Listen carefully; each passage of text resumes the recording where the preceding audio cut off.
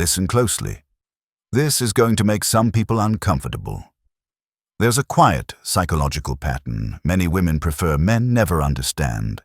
It's subtle, wrapped in behavior, and it works because it's rarely named. Once you see it, the power it gives someone over you disappears. People say one thing and do another. What women tell you they want and what actually creates obsession are often two different things. That confusion is by design or by instinct. This isn't bitterness, it's behavioral science. The pattern is real, it's documented, and it has been shaping human attraction for generations. Here's the hard truth. Women don't create obsession by treating you kindly all the time. They create obsession by treating you inconsistently. Think about it. A woman who is reliably kind, always available, always steady. She becomes comfortable, appreciated, often taken for granted. You value her, you may even love her, but you're not obsessed. You don't replay moments. You don't check your phone with anxiety. You don't rearrange your life around every small sign. Consistency is predictable. Predictability breeds gratitude, not fixation. Now imagine the opposite. Warmth one day, distance the next. Long, loving messages followed by stone-cold silence. Intense presence followed by weeks of minimal replies. That unpredictability lights up your brain.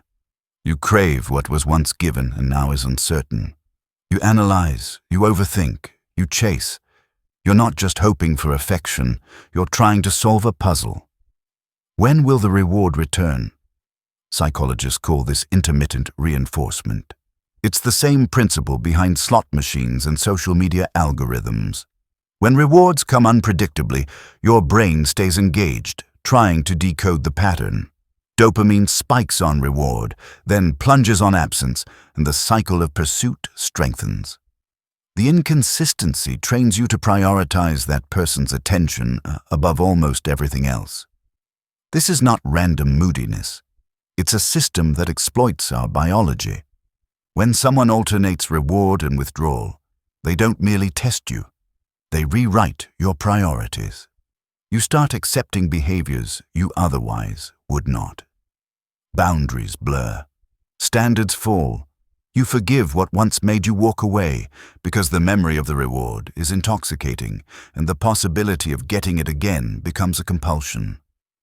The Stoics named this danger 2,000 years ago in different language. Epictetus taught that external things, opinions, attention, the moods of others, should not control our inner life.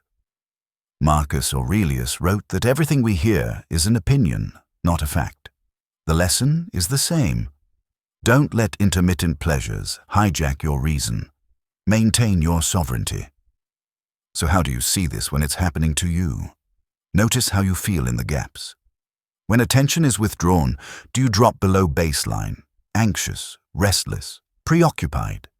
Do you start chasing explanations, apologies, evidence you deserve the person's care? Those are signs you've been conditioned. Notice how you change your behavior to win back a feeling, not because of a moral commitment or real respect. And what do you do about it? Stoic practice offers a practical remedy. First, reclaim the distinction between value and validation. Value the person for who they are, but do not let another's attention define your worth. Second, measure actions more than words. If someone's behavior is inconsistent, treat that as the truth, not their promises. Third, cultivate internal sources of reward. Purpose, discipline, friendships. So one person's fluctuation cannot unmoor you. When you stop playing their game, the game loses its power. Intermittent attention only hooks those who trade their center for conditional approval. The Stoic man remains anchored.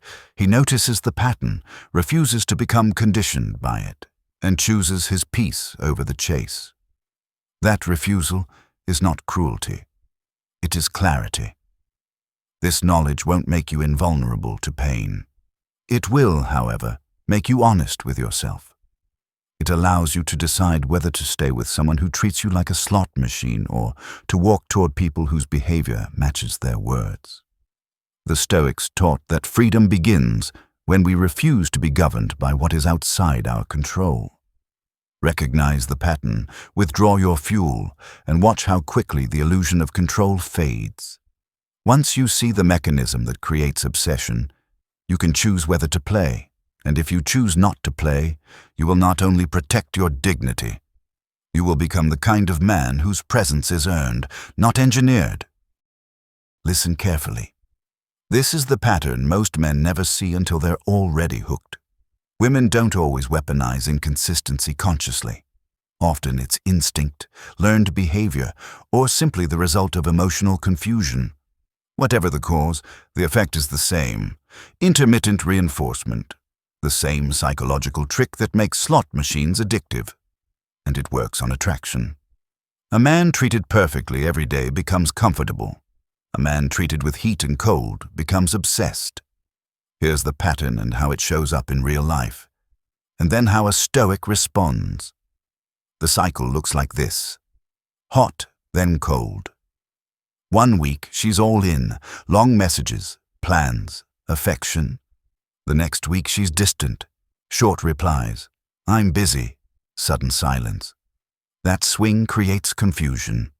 You analyze, you replay, you chase. Your brain is trying to decode when the reward will return. That uncertainty fuels obsessive thinking. Strategic unavailability is the next move. After a great date, she fades into ghost mode. Too busy to text back, but active everywhere else. You panic. You ask yourself what you did. Panic breeds poor choices. You become more available, more apologetic, more eager. Exactly what the pattern needs to continue. Then there's emotional withdrawal. You've shared something vulnerable and felt a moment of real connection. Later, it's like it never happened. She's back to surface talk. That reset makes you doubt what you felt and chase the depth you briefly touched. Attention droughts follow, loud on social media, quiet with you, posting, laughing, living, yet ignoring your messages. Suddenly, her attention feels scarce and therefore valuable. You compete for it in your head and behave accordingly in real life. Comparison triggers appear casually, mentioning other men, a funny co-worker, an ex who got in touch. These comments wake your competitive instincts and increase anxiety, which makes you act in ways that guarantee more unpredictability. Finally, mixed messages. Words and actions diverge. You're important to me becomes, I can't make time. Those contradictions keep you suspended between hope and resignation. This is where the Stoics come in.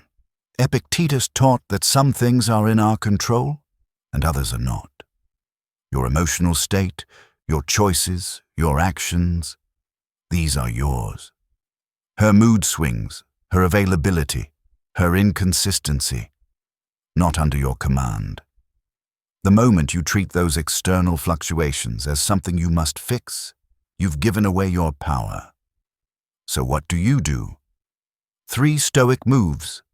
1. Recognize the pattern. Don't moralize it. Observation without drama is power.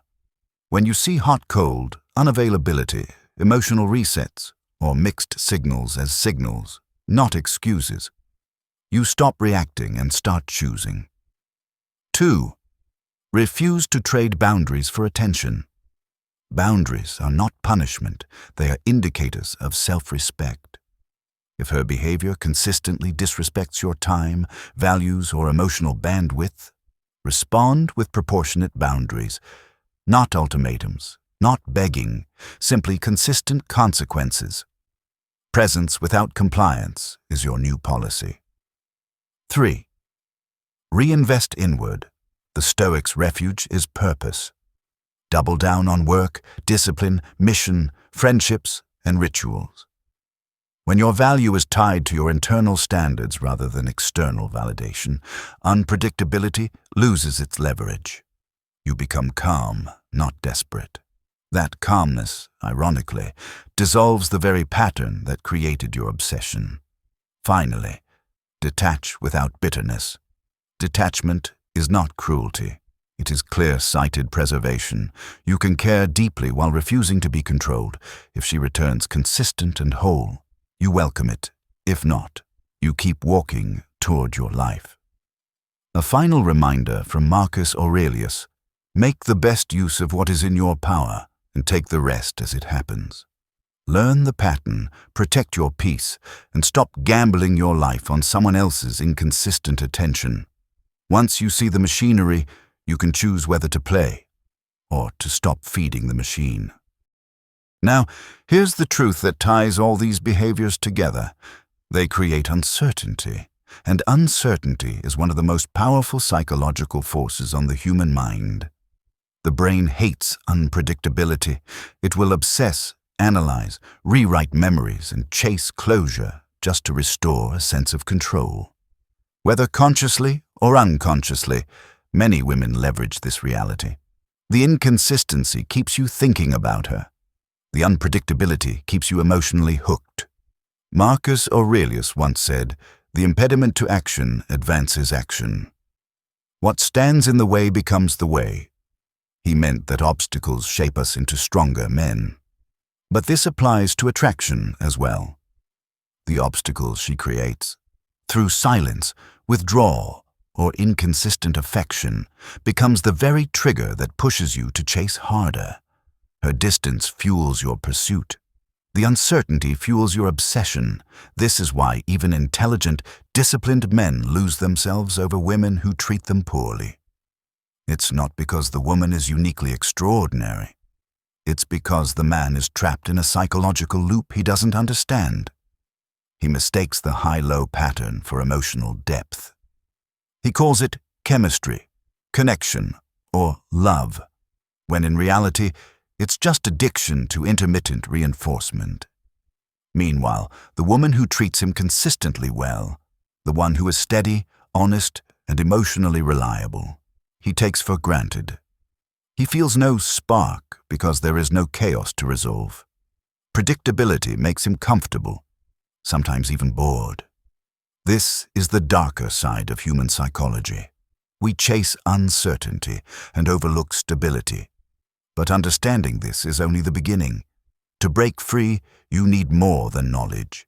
You need discipline, stillness, and the Stoic ability to separate emotion from action. The first step is simple. Recognize the pattern. Stop rationalizing her inconsistency. Stop inventing excuses. She's busy. She's overwhelmed. It's probably my fault. No. Identify the dynamic for what it is. A cycle of inconsistency that fuels your obsession. The moment you name the pattern, it loses half of its power. Awareness is the foundation of emotional freedom. You cannot be controlled by what you can clearly see. Second, when she withdraws, you do nothing. Don't text asking what happened. Don't try to fix the vibe. Don't chase the warm version of her that existed yesterday. You cannot control her behavior, only your response. And the strongest response is silence. Space. Stillness. When you rush to close the gap she created, you reveal neediness. When you leave the gap untouched, you maintain self-respect and emotional grounding. Most men fail here. The moment she goes quiet, they panic. They reach out. They overinvest. They behave like someone trying to restore a drug supply. That's how deep the psychological hook goes. But a Stoic man allows the silence to breathe. He does not try to fill the void with validation. Third, match her energy, precisely. Not more, not less. If she takes 3 hours to respond, you take 3 hours. If she is distant, you remain distant. You are no longer trying to earn her warmth by compensating for her coldness.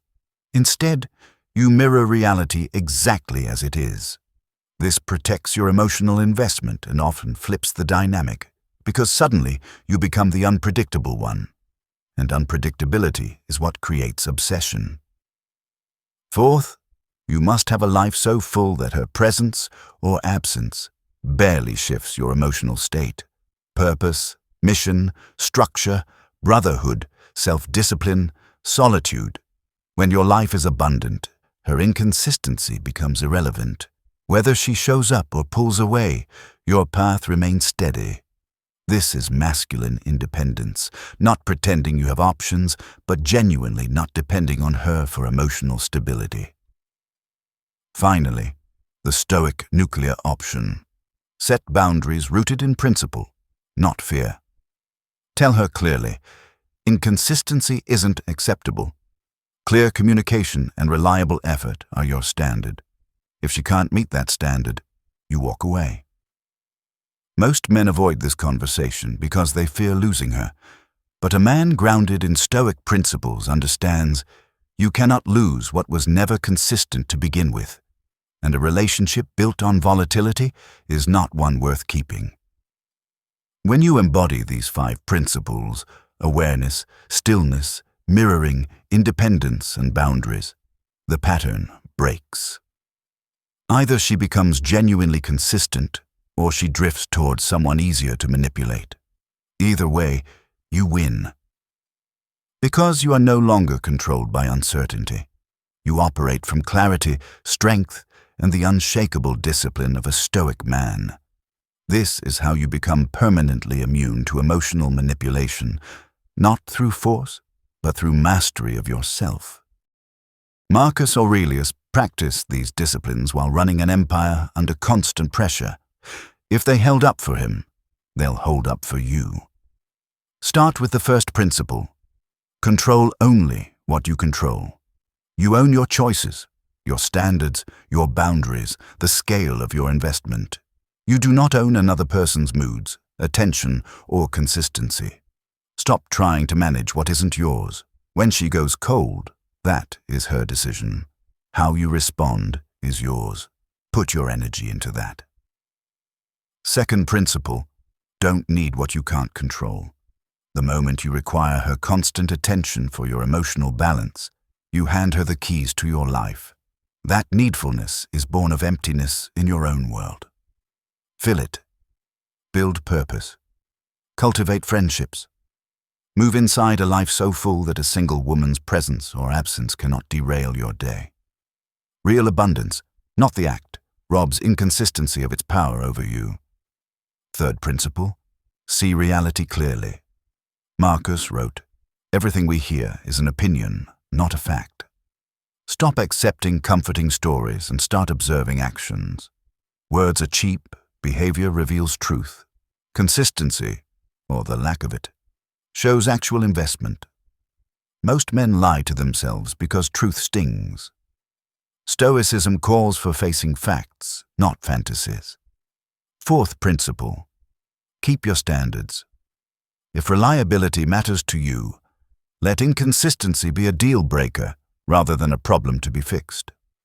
Virtue isn't flexible to preserve a relationship.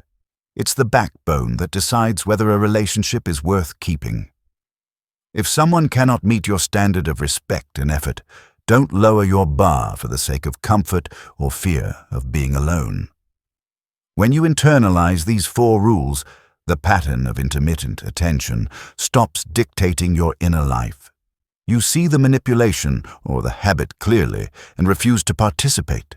You become unmoved by emotional storms and untempted to chase after the highs she doles out. That steadiness is your immunity. Expect escalation.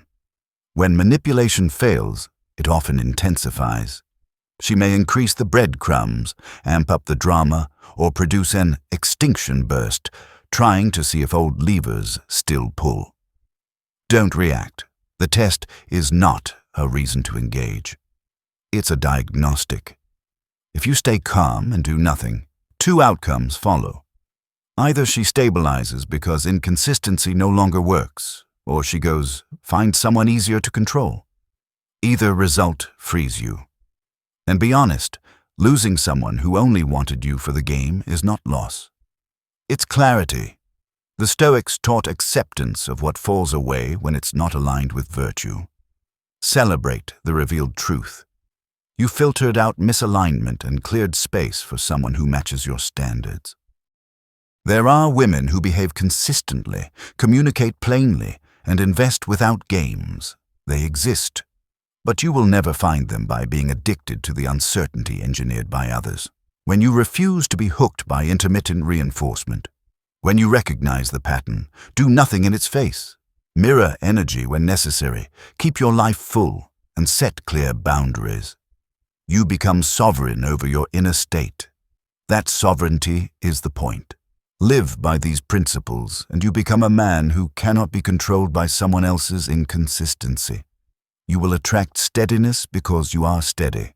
You will choose relationships based on mutual investment, not psychological traps. The Stoic path doesn't make you cold. It makes you free. Now ask yourself, will you keep handing your power away, or will you live by what you can control and walk away from everything that is not worthy? Choose wisely.